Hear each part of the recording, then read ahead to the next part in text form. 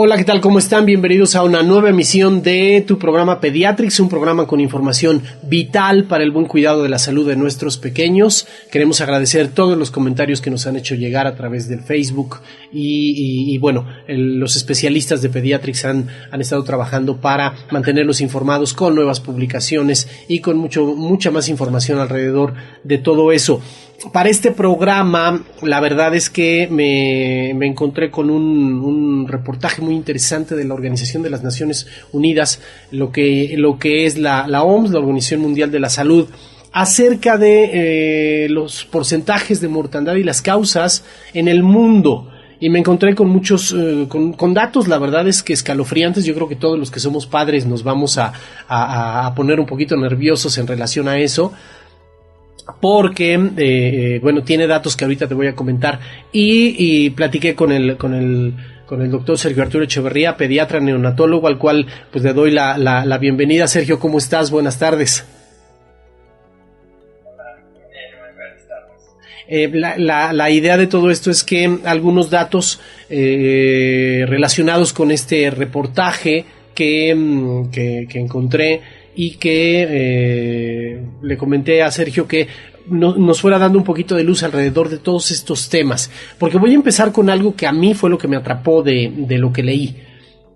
Claro, eso tiene algunos años, en el 2011, no encontré datos más actualizados, pero cerca de 6.9 millones de niños de menores de 5 años murieron en el mundo en un año, y estamos hablando de 800 cada hora. Y lo más dramático, bueno, evidentemente las muertes, pero me quedé frío enterándome que la mayoría pudieron haberse salvado, pudieron haber sobrevivido. Y es que también se reflexiona que el riesgo de muerte es más elevado el primer mes de vida. Sergio, tú eres especialista, no nada más en lo que implica ser pediatra, sino neonatólogo, que tiene mucho que ver con todo esto. Son datos escalofriantes, ¿no? Sí, realmente el periodo más difícil de la vida justamente es el nacimiento y lo que viene después en la primera semana de vida. Nosotros aquí en México tenemos que pensar que muchas de las causas de mortandad que hay a nivel mundial, nosotros también en las primeras causas está lo que todos los demás países tienen, aún con mucha tecnología y todo esto, también llegan a tener estos problemas en la etapa perinatal y en la etapa neonatal. Esta es la perinatal, son hasta desde la semana 26 a los 7 días de vida, y la neonatal desde que nacen hasta los 28 días, es donde más frecuentemente hay mortandad, ¿no? En México tenemos actualmente alrededor de 18 millones de niños, considerando de los 0 a los 18 años. De esos, más o menos 4 millones y fracción equivalen a niños de recién nacidos a los 5 años, otros 4 millones y medio más o menos de los 6 años a los 11, y de los 11 a los 18, ahí van otro tanto más, como 9 millones, que suman los 18 millones de niños que tenemos en México. En cuanto a esas 3 etapas que podemos dividir, porque así lo hace el INEGI con esas edades, sus reportes, nos podemos ver que ciertamente la mortandad más alta dentro de esos 18 años se da en el primer mes y en la etapa neonatal. Cerca del 50% de las muertes que se dan en nuestro país suceden en esas edades muy tempranas. Y bueno, la primera causa realmente que aquí nosotros podríamos ver es aquella que tiene que ver con problemas de prematurez o de prematurez extrema, que esos, pues igual cuentan ya esos niños, porque nacen con pesos de 600, 700 gramos, y todavía nosotros sí manejamos esos pacientes, pero a nivel mundial hay pocos lugares donde estos niños les va bien relativamente, porque los puedes entregar a sus papás pero a veces con deficiencias porque sufren de trastornos básicamente de oxigenación. El niño prematuro que tiene sus pulmones muy inmaduros, que no se han desarrollado por completo, entonces aunque los aparatos tengan los adecuados y algún medicamento, no puedes llevar a un niño que todavía no tiene un desarrollo pulmonar adecuado a la normalidad. Incluso a veces les lastiman los aparatos que tú pones, porque tienes que a veces que poner cantidades de oxígeno muy elevadas, hasta 5 veces más lo normal que respiramos nosotros. Y ese exceso de oxígeno también causa lesiones, porque mucho oxígeno provoca mucha oxidación y liberación de algunas sustancias que son dañinas también, y provocas trastornos crónicos a nivel de pulmón. Y entonces a veces esos niños que te entregan de 600 gramos, pues con daños neurológicos o problemas crónicos o problemas de visión. Entonces, realmente creo que eso es lo que genera la prematurez extrema, pues, esa gran cantidad de niños que se mueren dentro de ese tiempo. Pero bueno, actualmente, por ejemplo, niños de 900 gramos, de 1 kilo, ya son niños que se pueden salvar y que además se pueden entregar buenos resultados. Nosotros los neonatólogos trabajamos básicamente con ese tipo de niños que por alguna razón, aunque hayan llevado un buen control del embarazo, de repente pueden tener una infección de vías urinarias las mamás o un traumatismo, alguna razón que hace que nazcan antes. Bueno, pues para eso estamos ahí los neonatólogos, ¿no? Para intervenir con esos niños y tratar de mejorar las condiciones para que ese niño pueda salir adelante. Pero sí es muy importante que la gente entienda que realmente el hecho de que nazcan antes y que digas, pues ya tiene el ventilador, es como ponerle un pulmón nuevo. No, porque esos pulmones, pues sí te ayuda el ventilador, pero no sustituye o no le creas un pulmón nuevecito, completo. Lo que estamos trabajando son pulmones inmaduros, que todavía les falta muchos alveolos, que solamente tienen bronquios y esbozos ahí de alveolos con los que nos oxigenamos, ¿no? Entonces sí, no es una tarea fácil de esos niños, pero bueno, tenemos los medios. Yo les platicaba en una primera por ahí, en la entrevista anterior, que yo tengo un sobrino de 900 gramos y tuve otro que después fue mi ahijado, también de 900 gramos. Y eso pues ya son pacientes que tienen actualmente alrededor de 30 años, ¿no? Entonces, con las mejorías tecnológicas y de medicamentos que tenemos después de esos 30 años, obviamente logramos mejores resultados con estos niños, aunque no forzosamente a todos les va a ir muy bien, ¿no? Sí. Pero sí, mucho tiene que ver el control en estos niños prematuros, el buen control que se pueda tener del ginecólogo y muchas veces integrado con el neonatólogo. En muchos lugares solo trabaja el ginecólogo solo, y cuando ya se presenta el problema le habla al pediatra o al neonatólogo. Y no, lo ideal es ir viendo estas cosas de manera mancomunada para que tengas un mejor resultado. Entonces sí, esa es una de las causas principales. La segunda causa más importante de mortalidad, que también se da dentro de ese periodo, son las malformaciones congénitas, donde encontramos problemas congénitos del corazón, de las arterias, de los vasos sanguíneos más grandes que tienen alguna malformación, malformaciones cerebrales o de la columna, malformaciones musculares, esqueléticas. Esas son las que también se presentan con mortalidad en el primer mes de vida. Y en esas pues también a veces no mucho puedes hacer.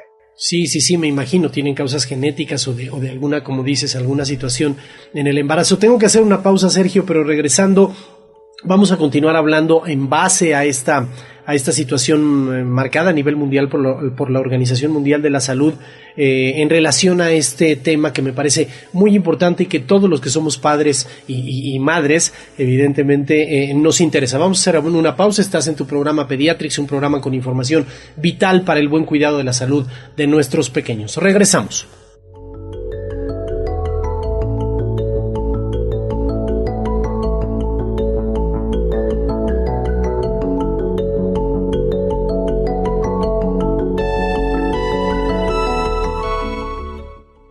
Regresamos a tu programa Pediatrix, un programa con información vital para el buen cuidado de la salud de nuestros pequeños. Estamos platicando con el doctor Sergio Arturo Echeverría, pediatra, neonatólogo, líder del proyecto Pediatrix, acerca de, bueno, todas estas problemáticas que la ONU a través de la OMS ha marcado con estadísticas y estudios muy importantes e impactantes, que ya comentamos hace unos momentos. Y Sergio, habías platicado ya en el caso de México, de tu experiencia también, de una realidad más cercana, que es la nuestra. Y bueno, yo quiero decir, hablando de realidades, que como papá tuve pues no la suerte, porque lo buscamos, sabemos el profesionalismo que tiene, pero Sergio recibió a mis 2 hijas. Y digo recibió literalmente porque bueno, me tocó ver cómo trabajaba y todo el cuidado que puso alrededor de ellas, y la importancia que tú dices, Sergio, de tener a un especialista neonatólogo, no nada más esperar hasta que se presente un problema, sino supervisando el proceso. Eso creo que habla de una medicina preventiva que ya trataste en algún programa también, en relación a que no hay que esperar a que vengan situaciones complicadas, y menos en estos primeros días de vida, ¿verdad? Así es. Sí, siempre es muy importante que haya una buena coordinación con el ginecólogo y estar al tanto de qué está sucediendo con ese embarazo. Incluso a veces con los ginecólogos platicamos desde los 6, 7 meses que ya encuentran algún detalle a través del ultrasonido, que nos permite ver muchas cosas de corazón, de riñón, incluso del cerebro. Y bueno, cuando se va haciendo de esa manera adecuada el control del embarazo, tú ya vas previniendo y ya sabes qué vas a hacer. Incluso, bueno, ya te preparas con determinados medicamentos, determinados equipos. Incluso nos ha tocado tener niños con una malformación importante del corazón, que es conveniente que cuando nazca inmediatamente pase a otro quirófano el bebé y le operen el corazón. Entonces, en ocasiones hay que coordinar eso, porque si ese niño te nace en un lugar donde no existe eso, mientras lo estabilizas y lo quieres llevar a otro lugar, a veces no se pueden trasladar, porque las condiciones del niño son tan graves que no lo permiten. Entonces, lo mejor es que ese bebito se vaya en la incubadora materna, esto es la pancita, y nazca en otro lugar, ¿no? Entonces, siempre esa buena coordinación debe de existir para prevenir estos problemas. La otra es que, bueno, una vez que tú ya sabes que ese niño, si trae algún problema, lo puedes resolver donde estás, pues tener el equipo necesario que pudiera o no necesitarse para ese niño. Entonces, de ahí la importancia. Mira, el 85% aproximadamente de los embarazos se resuelven de manera normal, donde dices, ¿y para qué vino el pediatra? Si ni siquiera le hizo nada, nomás lo secó, le aspiró y ya. Pero desgraciadamente hay un 15% donde los niños sí pueden nacer mal, y ese problema se puede suscitar 5 minutos antes de que nazca el bebé. O sea, uno podría decir, bueno, pues el doctor, si él ya me dice que viene bien, no, entonces ni le habla al pediatra, pues si viene bien, ya me dijo que todo está perfecto. Y resulta que cuando la mamá llega, se acuesta, se pone de frente acostada, el bebé se va hacia abajo, comprime un vaso sanguíneo importante que va a irrigar a la placenta.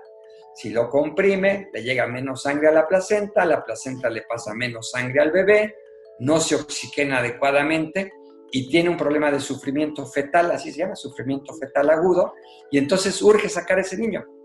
Y todo estaba bien, pero en esos 5 minutos pudo pasar algo, ¿no? igual como eso, de repente la mamá se puede poner mal y entonces tienes que poner una anestesia general y la anestesia general hace que el bebé también se duerma, ¿no? Porque pasa a través de la placenta la anestesia y el bebé nace dormido. Y si tú no tienes un especialista que sepa manejar esa condición, o entonces el bebé se queda dormido y como está muy dormido y relajado no puede respirar y se puede morir. Y eso ocurre en 2 minutos. A veces hemos tenido pacientes que se ponen mal y ya estando acostadas, la anestesia general la saca rapidísimo el ginecólogo y te lo da y todavía alcanza a tener algún efecto de la anestesia, ¿no? Sí. Pero hay cosas que se presentan, ese 15% por el que debe de haber un pediatra o alguien que sepa reanimar recién nacidos para evitar ese tipo de situaciones, ¿no? Sí, qué importante es lo que dices, ¿no? El hecho de no dar de repente por hecho las situaciones de que si el ginecólogo dijo que todo viene bien, pues llegar a la situación de ni siquiera llamarle al pediatra, ¿no? Para atender este tipo de cuestiones. Ya una vez que, digamos, se suscitó esto, yendo cronológicamente, y pasaron estos primeros días, o este primer mes que se comenta, que es así como muy, muy importante, hay otras cuestiones u otros peligros que los padres y madres debemos estar atentos.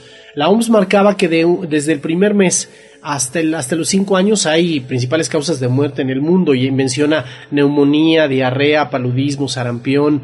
Pero bueno, en los primeros meses, ¿qué peligros o qué situaciones hay que cuidar y qué recomiendas para ello? En los primeros meses sobre todo, pasando este primer mes. Bueno, siempre hay que recordar que el recién nacido pues, es un niño que todavía su sistema inmunológico es muy débil, por así decirlo, ¿no? Y entonces es muy importante evitar los procesos infecciosos. El recién nacido es muy propenso a poderse infectar y entonces esas visitas que a veces se hacen porque ya nació el bebé y llevan el regalo y la cargan la tía, la abuelita, la que va a ser la madrina, y todo el mundo se pasa al niño, ¿no? Y bueno, pues a veces puede ser que alguno de ellos vaya enfermo y que pueda contagiar el bebé. Puede ser un proceso que lo lleve muy bien el niño, pero también existe el riesgo de que se pueda infectar, ¿no? Y bueno, ahora con esta pandemia que estamos viviendo, sabemos que este germen que es altamente contagioso, pues también hay la probabilidad de que eso ocurra más frecuentemente que con otros gérmenes. Esa es una de las grandes preocupaciones. Muchos de los niños, así como la siguiente causa después del problema de la prematurez y de los trastornos que se dan propios de la prematurez, viene la cuestión de las malformaciones y después vienen los problemas infecciosos. En esos problemas infecciosos hay uno tan severo que se llama septicemia o infección de la sangre. Es cuando se infectan los niños y se hace una infección tan grave que circula en su sangre y se va a todos los órganos, ¿no? Y ahí hay manifestaciones muy serias de inflamación que pueden causar la muerte en el niño por deficiencias de cada uno de los órganos. Esto lo denominamos como un síndrome de daño orgánico múltiple, porque empiezan a fallar muchos órganos por una infección severa. Entonces los recién nacidos siempre están predispuestos a la infección y aunque hayan nacido de término, aunque tengan muy buen peso, es algo que tenemos que cuidar mucho. Entonces, bueno, parte de la información que les damos a las mamás, a los papás, es que pues tienen que evitar los sitios donde haya mucha concentración de personas, que se acuden, pues se aseguren de que quien visite al niño no vaya enfermo, y si va enfermo, pues con la pena que deje el regalo y después regrese, ¿no? Entonces, bueno, creo que esas son también unas de las medidas que hay que cuidar mucho en los primeros meses, porque los niños igual, una gripa, por ejemplo, que en un adulto puede ser pasajera, en un niño puede causar una bronquitis o una bronconeumonía, que esa es otra de las causas por la que más frecuentemente se mueren los niños menores de 5 años. Los niños menores de 5 años, los problemas de bronquitis o bronconeumonías que nos llevan a la muerte se dan en esos tiempos, y el otro son los problemas de diarrea, los síndromes diarreicos. que la mayoría de ellos son virales, que tienden a ser autolimitados, a veces no requieren ni un antibiótico ni medicamentos así, sino llevar una buena dieta, una buena hidratación, algunos cuidados, y les va bien. Pero hay niños que no responden tan bien, o que el germen que adquirieron es más agresivo y que también los puede llevar a la muerte. Si tomamos en cuenta que en nuestro país también una proporción muy alta de niños sufren desnutrición en los primeros 5 años, entonces este tipo de problemas que en otro paciente los solucionas con cierta rapidez, en el niño que tiene desnutrición, pues sus defensas también están muy limitadas. Por lo tanto, estas enfermedades tienden a ser más graves en ellos. Por eso, pues sí, hay que cuidar mucho eso. Existen maneras de prevenir, por ejemplo, el esquema de vacunación, que ese es muy, muy importante, lo he dicho varias veces. Nosotros tenemos un esquema de vacunación que cumple con muchas vacunas, por ejemplo, gérmenes que producen neumonía con mucha frecuencia, pues están en el neumococo, ¿verdad?, que produce neumonías, pero también está Haemophilus influenza de tipo B. Afortunadamente para esos 2 gérmenes ya tenemos vacunas y cada vez vemos menos que lo que yo veía hace 30 años, ¿no? Menos neumonías y la vacuna contra rotavirus. Rotavirus es una infección en el tubo digestivo que provoca diarreas en grandes cantidades, a veces de 12, 20 evacuaciones en un día y el mismo número de vómitos, y evacuaciones que pueden ser de 200 o 300 mililitros cada una, y que en 3 evacuaciones el niño se deshidrata de manera muy severa. Por eso se planeó en desarrollar una vacuna contra ese germen, porque en todo el mundo muy agresiva. Yo me acuerdo, bueno, son diarreas que se presentan, las de rotavirus básicamente se presentan durante el invierno, no son como comúnmente decimos, ya hace calor, ahí vienen las diarreas, no, estas en el invierno y en niños pequeños menores de 6 meses. Entonces, evacuaciones de ese tipo, los niños se van rápido. Yo me acuerdo que hace unos 15 años, llegaba diciembre y era de hospitalizar 4 o 5 niños por día, y se iba uno de alta y metías a otro, y así, ¿no? Y ahora con la vacuna de rotavirus eso ha mejorado muchísimo. Y ya realmente prácticamente los pediatras no hospitalizamos niños por diarreas. Es extremadamente raro que lo hagamos. Entonces, gracias a esas situaciones de prevención. Entonces, el esquema de vacunación es algo en lo que sí tenemos que hacer mucho hincapié con los papás para que lo lleven a cabo. Ahorita yo he encontrado, por ejemplo, con la pandemia, mucha gente no quiere ir a vacunar a sus niños. Bueno, los lugares donde se aplican las vacunas, generalmente ahí no llegan pacientes COVID, ¿no? No reciben pacientes COVID, entonces los niños se pueden vacunar. Y en Pediatrix están las vacunas, ¿verdad? Perdón que te interrumpa, pero en Pediatrix también está la opción de las vacunas, lo digo por experiencia, ¿no? Justamente eso te iba a decir, nosotros también aquí tenemos todas las vacunas. A veces en el sector salud se les terminan algunas, nosotros siempre las tenemos. Y bueno, pues es una manera en que nosotros también tratemos de influir con nuestros pacientes para evitarles estas infecciones que pueden contribuir a las principales causas de mortalidad.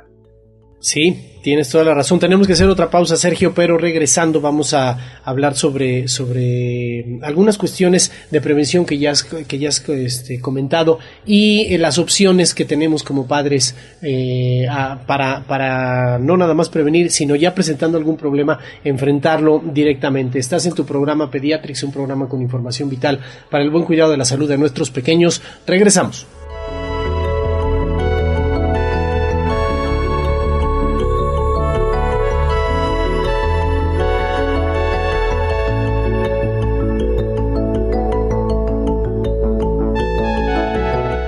Regresamos a Pediatrix, un programa con información vital para el buen cuidado de la salud de nuestros pequeños. Platicamos con el doctor Sergio Arturo Echeverría, pediatra neonatólogo, sobre todas estas situaciones alrededor de la salud de nuestros niños en los primeros meses y en los primeros años de vida. Sergio, ya después de todo esto, un último dato que rescato del reportaje de la Organización Mundial de la Salud es que dice que después de los datos de todas las muertes que mencionábamos al principio, o que mencioné al principio, 2/3 de las muertes a nivel mundial de niños desde nacidos hasta los 5 años son prevenibles, así lo menciona la OMS, con intervenciones de profesionales. O sea, eso marca la diferencia, el estar con un profesional alrededor de eso, ¿no? Y bueno, te lo pregunto directamente porque, bueno, sé que eres un profesional en la materia. Es decir, la diferencia sí marca el asistir con ustedes, o sea, con un profesional. Sí, realmente, bueno, pues nosotros nos preparamos para eso, ¿no? Justamente el profesionalismo tiene que ver con el que tú te estés actualizando, el que estés cercano de lo que está ocurriendo en otros sitios y que tú lo estés adoptando para ayudar a los niños a estar en mejores condiciones. Entonces, sí hay una buena cantidad de cosas que se pueden prevenir. Lo que comentábamos al principio, que realmente poco ha cambiado a nivel mundial, esa mortandad en la etapa perinatal no ha cambiado gran cosa en los últimos 10 años. Todavía ahí es muy difícil avanzar, pero tenemos manera de prevenir muchas cosas. Por ejemplo, un embarazo que se detecta que las cosas no van del todo bien, podemos aplicar medicamento a la mamá que madura o ayuda a madurar los pulmones de los niños, y entonces una vez que ese niño nace con un pulmón más cercano a lo normal, que esto lo podemos hacer en 24 o 48 horas antes de que el bebé nazca, se aplica esto, tiene sus indicaciones, no se les pone a todos, ¿verdad? Pero eso te va a dar un niño con un hándicap muy importante para tener una sobrevida y sobre todo unas mejores condiciones, porque el problema del niño que nace con un pulmón mal es que oxigena todo lo demás mal. Entonces puedes tener problemas que se llaman hipóxico-isquémicos a nivel cerebral, que dejan lesiones serias en ocasiones. Puedes tener problemas de oxigenación en el riñón y llevar a una insuficiencia renal al niño, problemas de oxigenación en el intestino y una enfermedad que se llama enterocolitis necrosante, que puede ser muy grave. Y así todo tiene que ver con esa deficiencia de oxigenación. Si tú mejoras ese pulmoncito, previenes con esas inyecciones, puedes tener en mejores condiciones al bebé y entonces vas a estar previniendo todas esas enfermedades que estaban alrededor de la hipoxia o de la asfixia, ¿no? De la falta de oxigenación o que de plano no hay. Entonces, eso es una arma que tenemos ahí que nos ayuda a la prevención. Con niños más grandes, los problemas infecciosos, pues decíamos, evitamos el contagio con algunas personas, incluimos nuestras vacunas, nuestro esquema de vacunación, enseñamos a la mamá que tiene que lavarse muy bien sus manos, tiene que cuidar ciertas cosas, la preparación de lo que el bebé va a comer, pero aquí lo más importante para prevenir enfermedades en los lactantes es el seno materno. Entonces es algo que nosotros propiciamos, ¿no? Que tomen seno materno, que eso es iba a decir un medicamento, pero no, es una arma que las mamás lo traen consigo y está hecha exclusiva y a la medida del bebé, ¿no?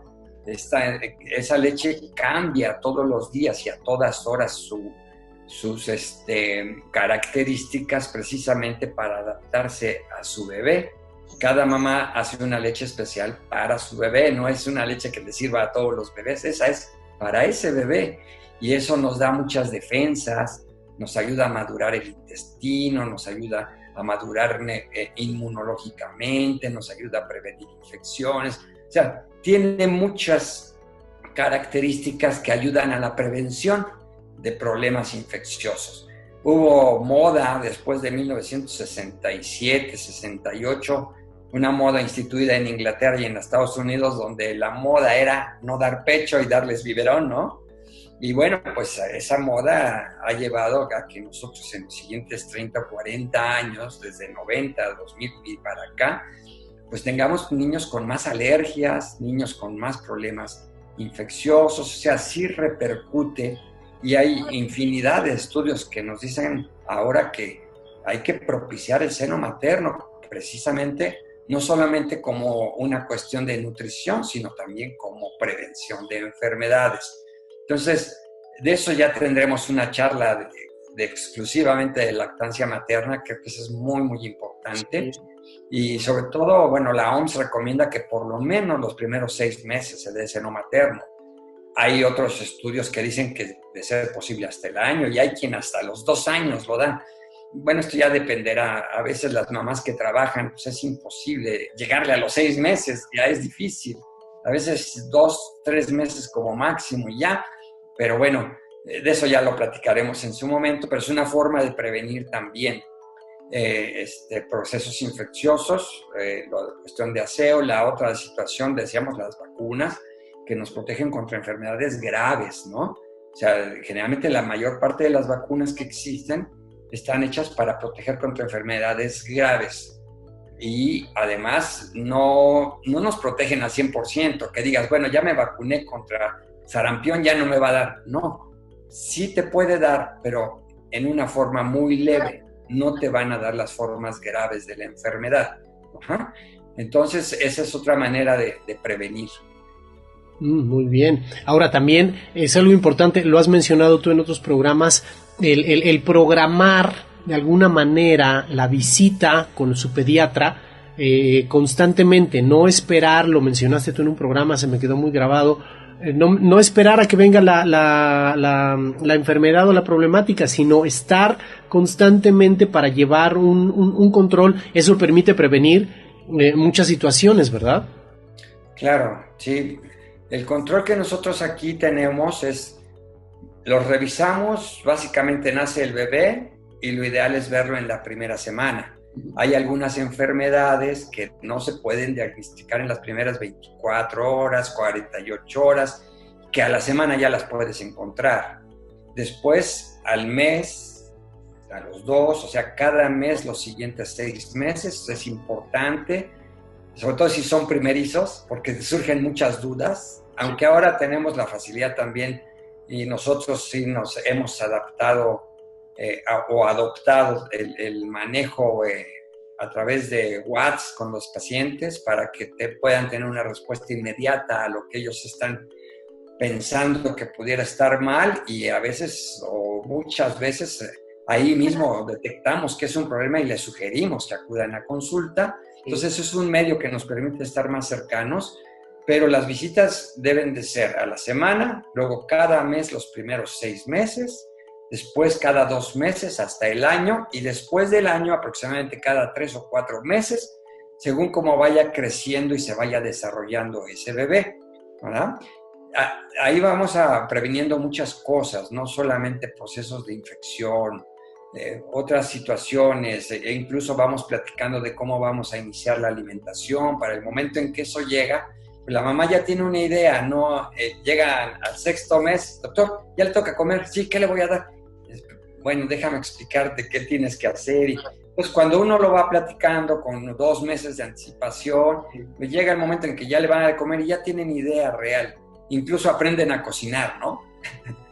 No, eso está sensacional. Sí, es una queja muy frecuente que las mamás dicen, doctor, es que mi niño no quiere comer, ya le insistí, no come. ¿Y qué tal guisas? Siempre la culpa la tiene el niño, ¿no? A lo mejor no lo haces rico, pues. No. Pero bueno, son cosas que vamos platicando. Yo no les doy clases de cómo cocinar, ¿verdad? Pero ya van preguntando a la abuelita, oye, mamá, fíjate que me dice el doctor que le vamos a iniciar con esto, con lo otro, ¿cómo lo voy a hacer? No llegan así de primera instancia, pues a veces no tienen a alguien cercano, como las mamás que vienen de otros lugares y no tienen un familiar cercano, entonces no saben cómo hacerlo. Pero ahí vamos preparando el camino de muchas cosas que nos van a prevenir enfermedades, ¿no? Que sepan preparar sus alimentos, que lo hagan de manera higiénica, todo esto lo vamos platicando. Entonces, esas consultas, no necesariamente el niño tiene que venir enfermo, surgen otra serie de dudas que son muy importantes para ir llevando el adecuado crecimiento del bebé. Sí, tienes razón. Además, lo voy a decir como lo viví en relación a tus servicios y a todo esto. Te vas convirtiendo en un asesor, en una guía.